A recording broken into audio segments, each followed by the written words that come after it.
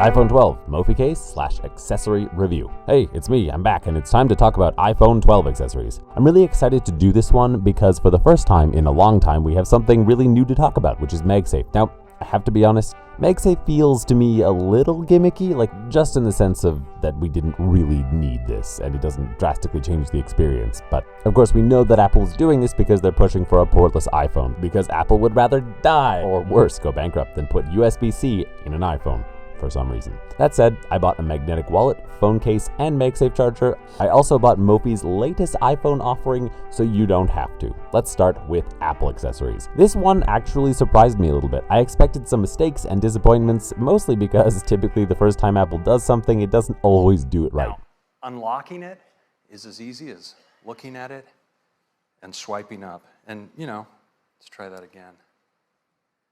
Ho, ho, ho. Let's go to backup here.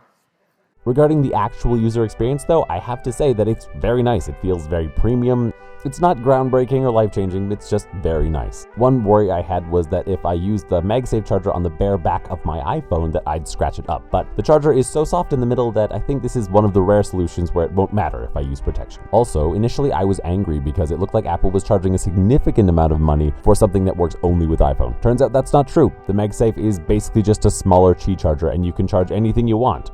This makes the cost a lot more palatable. Let's talk cases. I bought Sea Blue or Ocean Lavender or whatever color from Apple, and I have to say that I really like it. Now, initially I bought the magnetic case and the wallet combo for review purposes only, and I had every intention of returning them. However, I was actually in the market for a wallet, and the long and the short of it is that I ended up keeping the wallet because I really, really like them. It's just very clean and simple, and honestly, if you don't need a lot of stuff in your wallet, this is perfect. I also like that if you need to find your wallet, I could just ping my phone. On the note of wallets, I have to say that this wallet is significantly smaller than my previous one. I've realized, however, that I don't actually need that much stuff, and I would love it if I could have just one more card in that wallet. Little side note, it turns out that if you're really desperate like me, you can actually squeeze a fourth card into the case of your iPhone. Also handy for hiding your ID in case we ever end up going to the club again. It's not perfect, but it's nice to know I can do it. Okay, let's talk about RFID shielding. At first, I was kind of mad because the wallet is RFID shielded. For the unfamiliar, this means that you can't just tap your wallet to pay with a credit or debit card. It also means, however, that RFID skimmers can't steal your credit card info, which is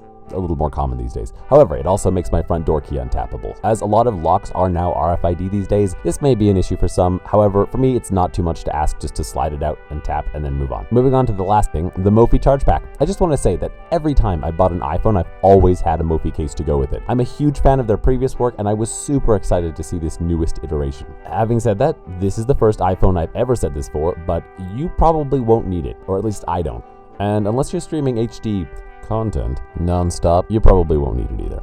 That said, I use my phone quite heavily, especially when making videos, and I have yet to run out of power before the end of the day. In an unusual term for Mophie, however, this product feels cheap, rushed, and poorly conceived. The issue really isn't how much battery the battery case has, it's just that it's bulky and it feels poorly conceived, and it's really just not up to their usual standard. My thoughts, don't buy it, don't bother. Anyway, thanks for watching. If this video was useful to you, maybe give it a thumbs up or, subscribe. This is BRBTG, and as always, I'll be right back.